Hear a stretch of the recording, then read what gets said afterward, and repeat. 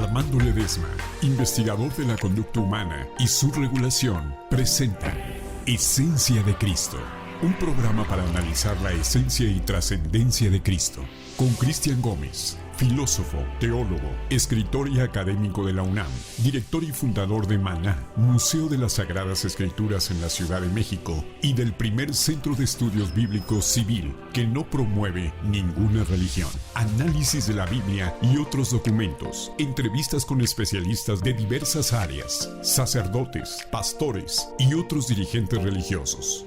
Esencia de Cristo, por Equilatia y todas sus redes sociales. Hola, este es tu programa Esencia de Cristo. Damos continuidad a lo que es la presentación. Mi nombre es Armando Ledesma.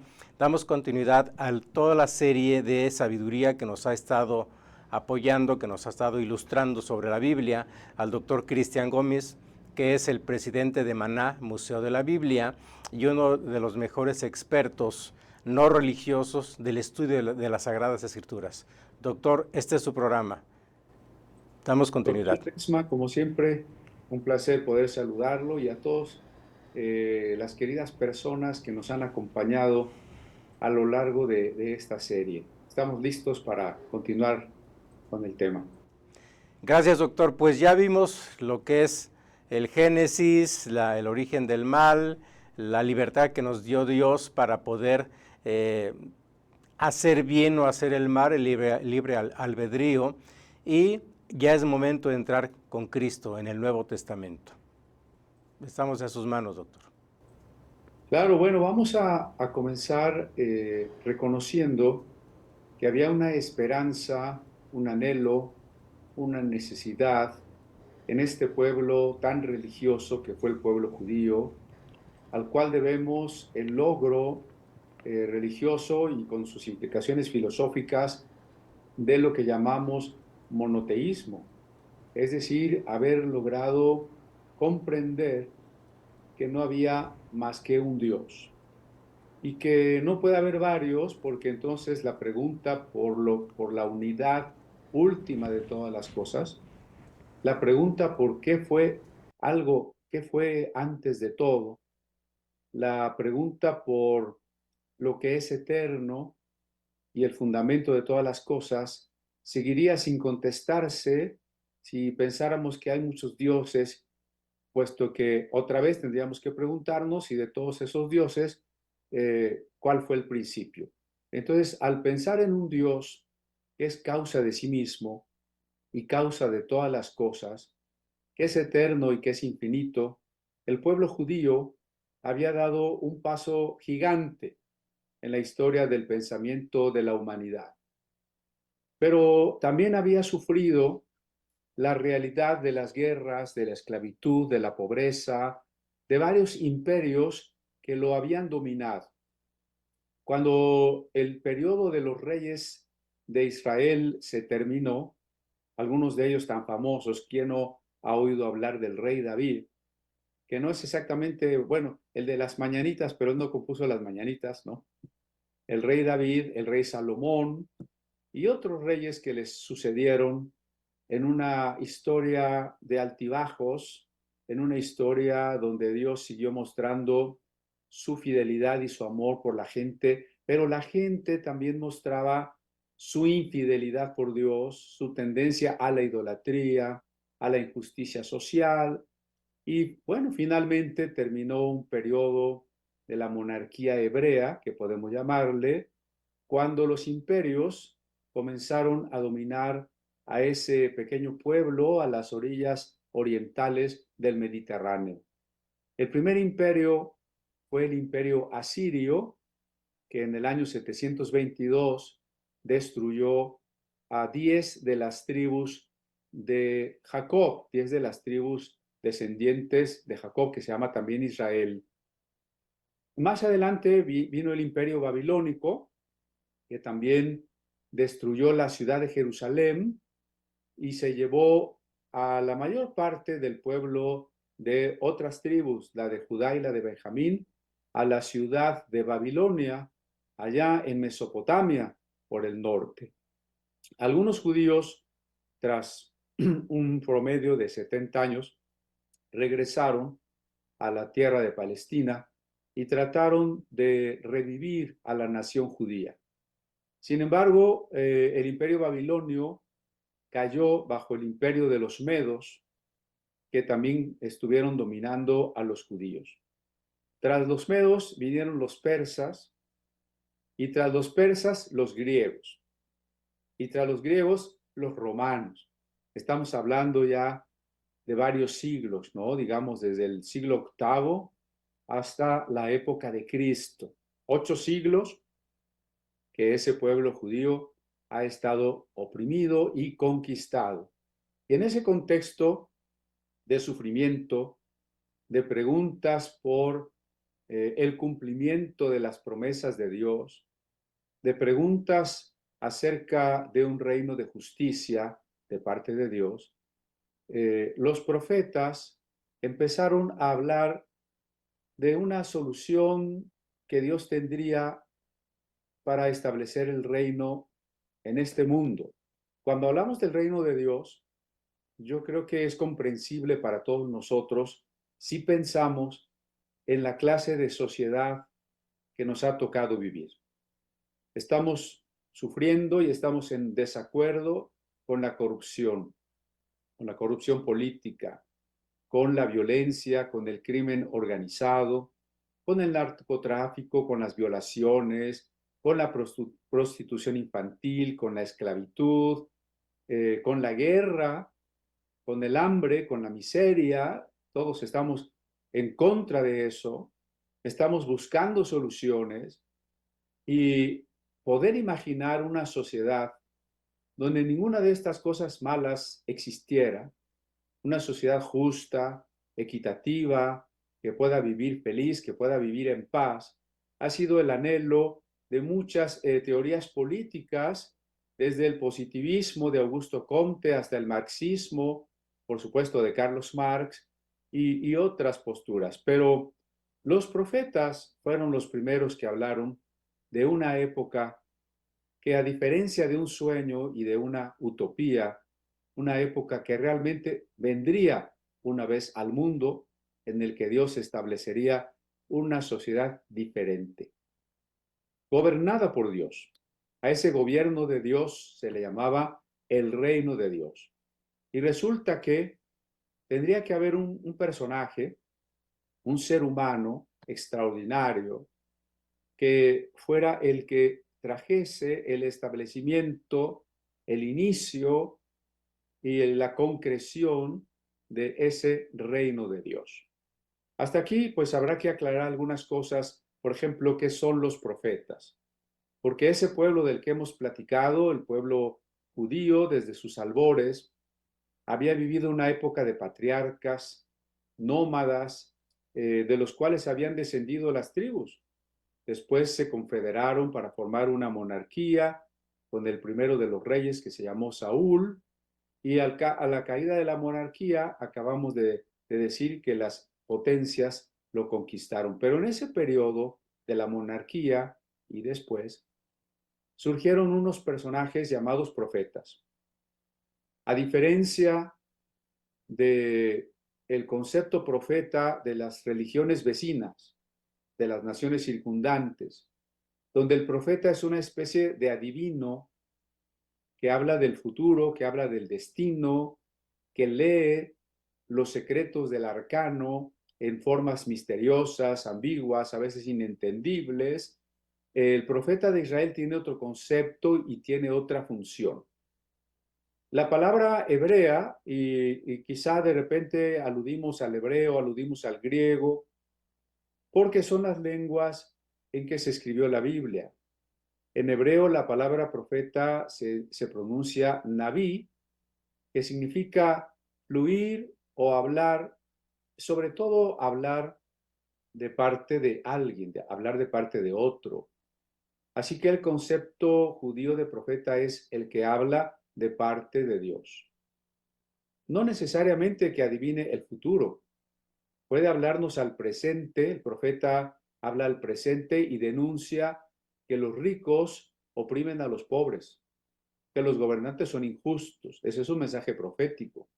El profeta puede hablar del pasado para recordarnos el pacto de Dios y la historia de la redención, de cómo Dios ha sido bueno y nos ha traído hasta el punto donde hoy estamos. Por supuesto, el profeta también hablará de una esperanza para el futuro, no de fechas ni de detalles, sino de la certeza de que al final lo que predominará no es el mal, la muerte y la injusticia, sino que aquello que ha de predominar es el bien, la justicia y la vida. Entonces, en estas profecías, estos mensajes esperanzadores, varios de aquellos hombres llamados por Dios para hablar de parte de Él, hablaron de este personaje, el Mesías, con diferentes títulos, ¿no? A veces le llamaron así, Mesías. Vamos a tratar de explicar qué significa esa palabra. Estoy atento, doctor Ledesma, para cuando usted considere una pregunta, una pausa, por favor, me lo indica. Pregunta, este, esta anunciación, de alguna manera, este Mesías, ¿qué objeto tenía? ¿Por qué los profetas mencionaban a este Mesías? ¿Cuál sería la razón, su misión, digamos? Claro, es un término complejo. Miren, la palabra Mesías es hebrea, Mashiach, y significa, si lo ponemos en español, significaría ungido. Y entonces ahí nos sale una interrogación. ¿Y qué quiere decir ungido? Era una persona que había participado de un rito antiguo en un cuerno de aceite, un cuerno, perdón, de carnero, por ejemplo, se llenaba de aceite y ese aceite se vertía sobre la cabeza de alguien que había sido llamado a una tarea extraordinaria en el pueblo, por ejemplo, para ser un profeta o para ser un rey o para ser un sacerdote. Y ese aceite que se derramaba sobre la cabeza simbolizaba que el Espíritu de Dios, porque el aceite siempre simbolizó al Espíritu de Dios, caía sobre aquella persona para capacitarle, valga la redundancia, para ungirle y hacerle de esa manera, desde el poder de Dios, un sacerdote o un profeta. Así que cuando se habla de un Mesías, podemos pensar en cualquiera que fuese con esos oficios, ¿no? Pero cuando se habla de un Mesías último, un Mesías definitivo, el Mesías, se estaría hablando entonces de un ser humano en quien el Espíritu Santo reposaría de manera absoluta para que él pudiese fungir al mismo tiempo como tres cosas: profeta, rey y sacerdote. Y en esas calidades él podría, y esto lo dice el profeta segundo Isaías, le vamos a llamar porque no conocemos su nombre exacto, el segundo Isaías dice, este profeta, rey, sacerdote, tendrá el Espíritu de Dios para libertar al pueblo, para consolarlo, para perdonarle sus pecados, para libertarlo de su cautividad y para traer la justicia.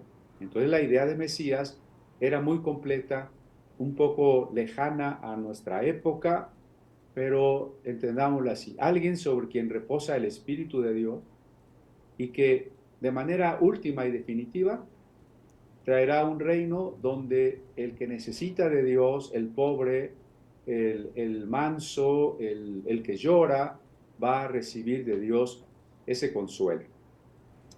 Otro de los títulos con que los profetas se refirieron a ese personaje que había de venir fue el hijo de David. Con la palabra hijo solamente hablamos de un descendiente, porque este rey tan famoso que fue David y que llevó al reino de Israel a una de sus épocas más altas, de apogeo, recibió una promesa de Dios, que un descendiente suyo heredaría un trono, pero ese trono ya no sería temporal como cualquier trono, como cualquier sexenio, sería un trono eterno. Y ese rey establecería la justicia de Dios. Así que otro título de esperanza para el pueblo sufriente era ese, el Hijo de David. Por eso, cuando leemos los evangelios, encontramos relatos donde se usa esa expresión. Estoy recordando ahora un ciego sentado junto a un camino pidiendo limosna, y cuando la muchedumbre pasa porque Jesús va por ahí transitando, él, que no puede ver, pregunta por qué hay tanta algarabía, qué está pasando, y le dicen que Jesús de Nazaret está pasando por allí.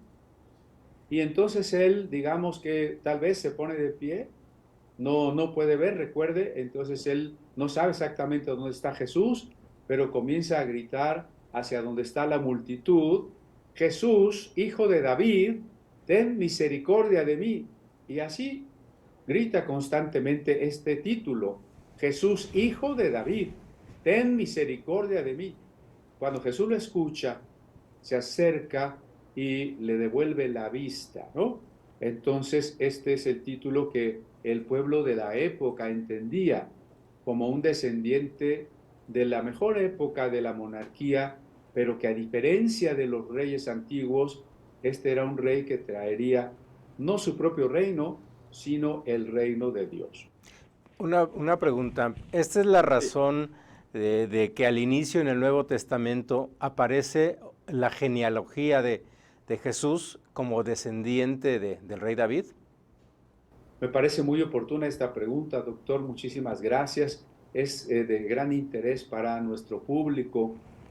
Les cuento que cuando yo estaba en quinto año de primaria, le presté mi Biblia a un compañerito mío del salón y le dije, pues empieza por Mateo, ¿no? Yo quería que no se metiera ahorita en problemas de Génesis y del Levítico y de cosas así. Le dije, empieza por Mateo para que veas la vida de Jesús. Y entonces al otro día le dije, ¿y qué leíste? No, dice, me aburrí. Y se aburrió porque el primer capítulo de Mateo comienza diciendo genealogía de Jesús, hijo de David, hijo de Abraham. Y entonces empieza a contarnos que Abraham engendró a Isaac, Isaac engendró a Jacob, Jacob engendró a Judá, Judá engendró a Fares, Fares engendró a Esrom, y así. Nos da una larga lista que para quien no está acostumbrado a nombres tan raros y que fue hijo y nieto y bisnieto y tataranieto, dice uno, bueno, ¿y esto qué, no? Es aburrido. Sin embargo, si lo consideramos adecuadamente, es muy interesante, porque resulta que la lista de antepasados de Jesús trata de demostrarnos dos cosas. Primera, que ese ser celestial que se hace humano es ambas cosas, celestial y humano. Celestial, solo menciono también el relato de Mateo, pues si usted tiene oportunidad allá en casa, lea Mateo capítulo 1, donde José está pensando por qué María está embarazada, su pareja, que conocemos como la Virgen María, está embarazada y no se han casado, no han tenido intimidad, y entonces es necesario que para que él no suponga un engaño, se le aparezca un ángel en sueños y le explica, María no te ha engañado, sino que ella ha concebido del Espíritu Santo, por lo tanto el ser que nacerá de ella será llamado Hijo de Dios. Entonces la propuesta de Mateo, el primer evangelista, es que Jesús es el Hijo de Dios, ¿no? Ese es otro título que tenemos que platicar. Pero también nos da la genealogía para mostrarnos que José, que será el padre putativo, ustedes se han fijado que a los Josés se les dice Pepe. Así es. Doble P, Ajá. porque quiere decir padre putativo, o sea, el hijo es adoptivo y el padre que adopta el hijo es el padre putativo. El padre putativo que legalmente puede heredarle el derecho al trono, si hubiese habido una continuidad en la historia de la monarquía judía, José hubiese sido el rey que le tocaba, ¿no? Pero no fue así. Él vivió la corrupción de la monarquía, luego su desaparición y luego el dominio romano.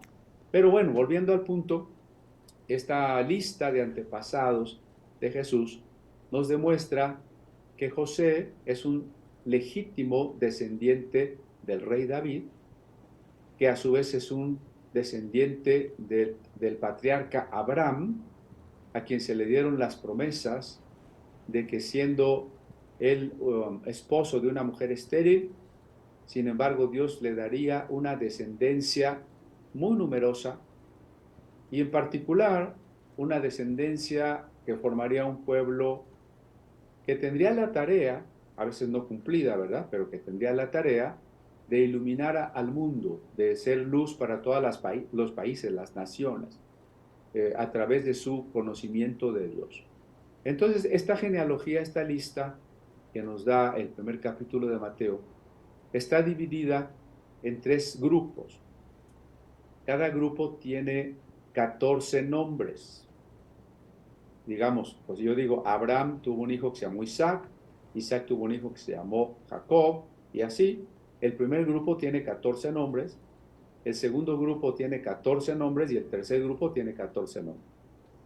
Ahora, los antiguos que no conocían los números que nosotros tenemos ahora, así como nosotros pintamos 1, 2, 3, 4, que llamamos números arábigos, los pueblos antiguos no los conocían, sino que ellos usaban sus letras y a la vez que les daban valor de letra, a veces les daban valor de número. Usted me va a comprender muy bien porque usted estudió en la escuela los números romanos y usted se acordará que la V es el 5, que la L es el 50, que la D es el 500, ¿no? Lo mismo en griego y lo mismo en hebreo. Entonces, considerando el valor numérico de las letras, resulta que el nombre David suma 14, porque la D, que es una Dalet en hebreo, vale 4. Y luego la Vav o B chica de David vale 6 y luego otra vez la D que vale 4. Resultado 14. Y entonces fíjense qué artificio tan interesante de dividir la genealogía en grupos de un número que da el nombre David, ¿no? Y hacerlo en 3 grupos porque el 3 en la Biblia representa lo divino.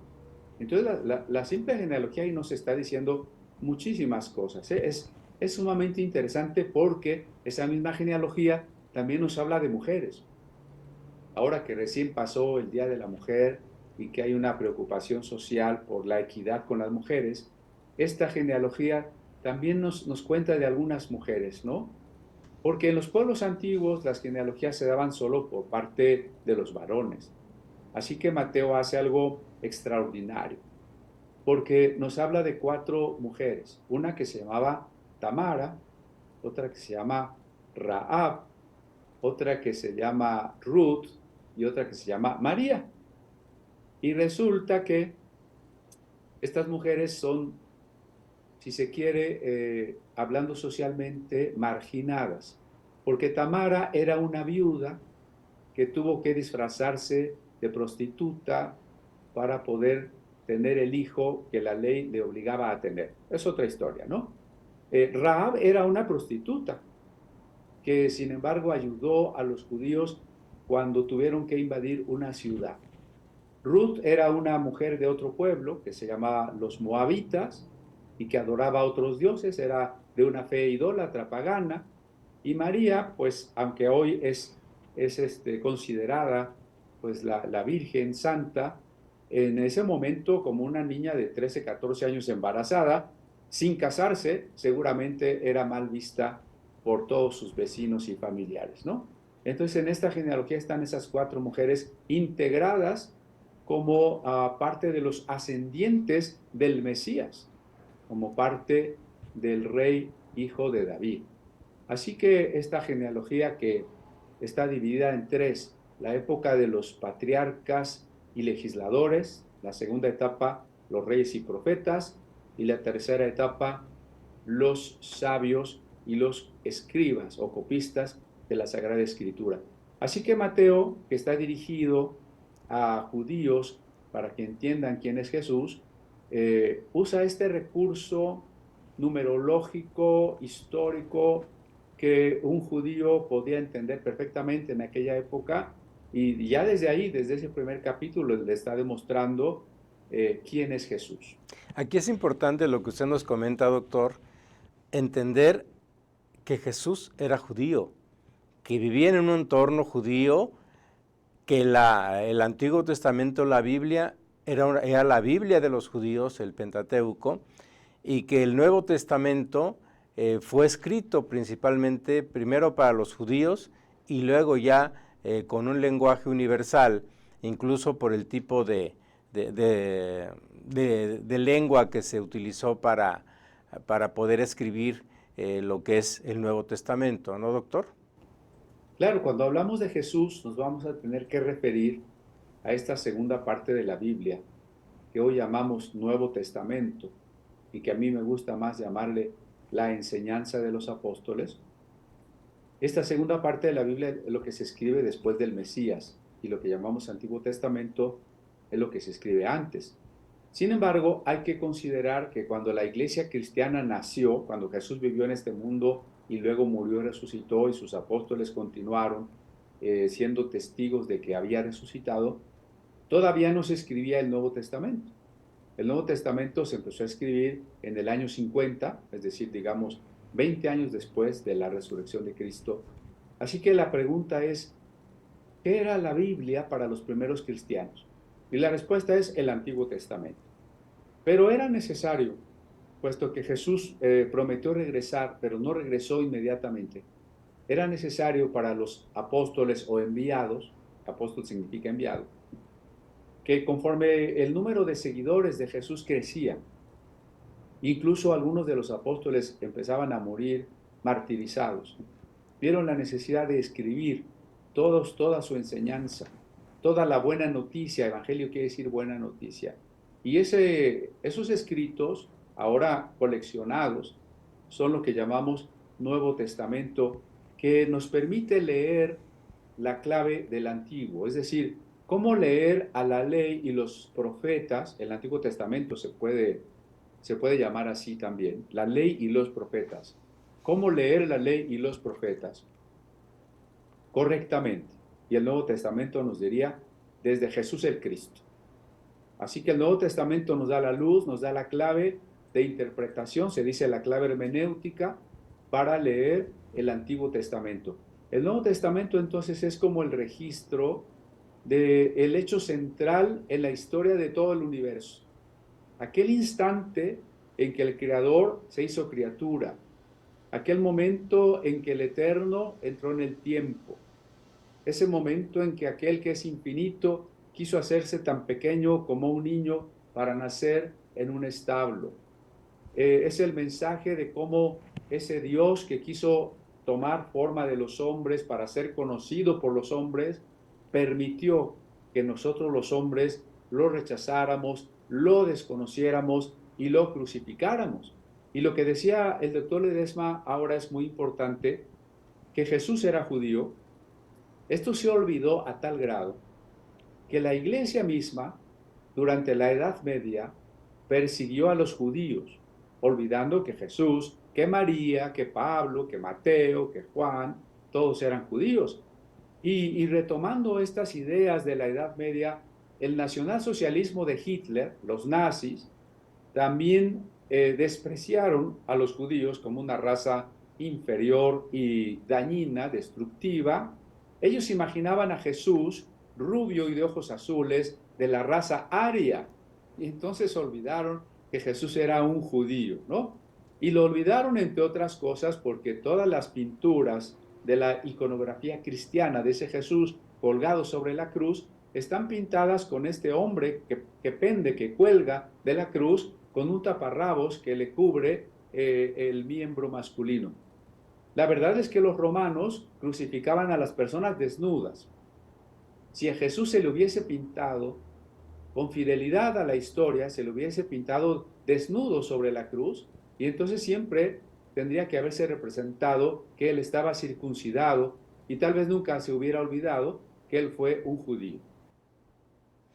Aquí es importante también considerar en el mensaje, para ir adentrándonos en lo que es el Antiguo y el Nuevo Testamento, o esa secuencia que usted nos comenta, porque podríamos apreciar dos dioses diferentes de acuerdo a las Escrituras. En el Antiguo Testamento tenemos un Dios que castiga, un Dios que destruye, un Dios que a quien no se le obedece va a destruirlo como pasó, y que también pone a prueba a sus elegidos, al grado tal de que tienes que demostrarme tu fidelidad hacia mí dándome la vida de tu hijo. Pero en el Nuevo Testamento, en el mensaje de Jesús, ya es un Dios muy diferente. ¿Qué nos podría comentar ya como introducción al Nuevo Testamento estos dos dioses que estamos viendo? Porque en el Antiguo más parece un Dios de la mitología griega. ¿Qué nos podría decir? Bueno, es muy interesante la propuesta. Hace rato yo decía que hay que leer el Antiguo en clave del Nuevo, a la luz del Nuevo, porque yo creo que hoy no nos va a dar tiempo ya de entrar, porque Así ese es. tema que propone el doctor Ledesma es muy importante, pero también es muy largo. Yo cuando menos quisiera dejar introducido el tema para despertar el interés en Sí. nuestros acompañantes, para que se conecten a la próxima, ¿no? Pero si hay una continuidad entre Antiguo y Nuevo Testamento, si Jesús viene a cumplir la ley y los profetas, no puede haber esta ruptura de un Dios diferente, ¿no? Si por otro lado el Dios del que nos habla ya el Antiguo Testamento, por ejemplo en los Salmos, en el Deuteronomio, en los profetas, como un Dios que no cambia, como un Dios fiel y misericordioso, digamos en teología se dice inmutable, la doctrina o atributo de la inmutabilidad de Dios significa que Dios no cambia, entonces no podríamos estar frente a dos dioses. Fíjense que quien propuso esta idea de dos dioses diferentes fue una corriente religiosa que se llamó el gnosticismo y que estuvo en pugna, en gran lucha, durante fines del primer siglo y los subsecuentes, segundo, tercero, cuarto, con el cristianismo. Fue esa corriente gnóstica la que dio origen a la idea de dos dioses diferentes. Incluso dio origen a los evangelios apócrifos. Por ejemplo, el Evangelio de Judas es esa propuesta de que el Dios del Antiguo Testamento no es el Padre de Jesucristo. Así que yo creo que usted nos ha abierto la puerta a un tema maravilloso y si usted considera, pues lo ponemos ahí en la mesa para desarrollarlo con más amplitud. Yo creo que sí sería oportuno ahondar en esa parte para poder empezar con el análisis del mensaje de Jesús, que como el nombre de este programa lo indica, queremos ir a la esencia de Cristo. Un resumen de este mensaje, una forma, un faro que nos permita tener una vida, una mejor vida en este mundo, enfocado en esta esencia de Cristo, en este mensaje. Y sí, por eso quiero recalcar de aclarar en forma genérica los cimientos que nos va a llevar a este mensaje. Entonces, como usted indica, como usted sugiere, yo creo que sí lo podríamos dejar para el siguiente programa, la visión de estos aparentemente dos dioses diferentes, uno sanguinario que vendría en el Antiguo Testamento, y el otro que es 100% amor que viene en el mensaje de Cristo. ¿Qué opina, doctor? Sí, claro, e incluso cuando platiquemos de los evangelios, los 4 que están en la Biblia, que llamamos canónicos porque están en la lista de libros sagrados, vamos a poder contrastarlos con los evangelios apócrifos. ¿En qué está la diferencia? Y mucho de la diferencia está en lo que usted amablemente nos ha indicado. Por lo pronto les comento que hubo un pastor llamado Marción, un pastor que se supondría cristiano, que adoptó las ideas gnósticas al grado de decir que Jehová, el Dios del Antiguo Testamento, era una especie de Dios malo, era una especie de demonio. Entonces imagínense, ¿no? Qué cosa tan difícil, tan interesante también. Es cierto que ese Jehová del Antiguo Testamento no es el Dios verdadero, sino un demonio. Y bueno, ya nos... Nos estamos desviando. ¿Eh? Nos estaríamos desviando, pero creo que sí es oportuno en el próximo programa tocar este punto para ahí entrar directamente en el mensaje y más en la época que se nos acerca, que es la Semana Santa, doctor. ¿Qué le parece? Sí, con mucho gusto. Pues nos veríamos en el próximo programa, doctor. Le agradecemos la ilustración, la iluminación sobre las Sagradas Escrituras, el Antiguo y el Nuevo Testamento. Este es su programa Esencia de Cristo y nos vemos en el siguiente programa. Yo les, Doctor, a la diga. manera de despedida, yo les haría una invitación práctica, ¿no? Comiencen a leer los evangelios. Muchas personas me preguntan por los apócrifos y yo a la vez les pregunto, ¿ya leíste los canónicos? Me dicen no. Entonces, ¿por qué ese interés un tanto mórbido, ¿no? de lo prohibido, que ni están prohibidos, ¿verdad? Ni están prohibidos. Pero, ¿por qué no leemos los canónicos? Y así, a lo mejor usted, querido público, ya tendría sus preguntas para nuestra próxima sesión. Comience a conocer los evangelios, a releer los evangelios.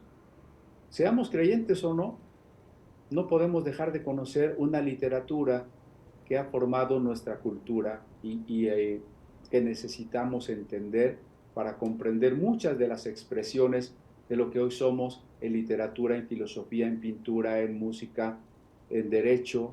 Y si no conocemos esa literatura que fue la fuente de todo esto, pues bueno, va a haber muchas cosas que no podríamos entender.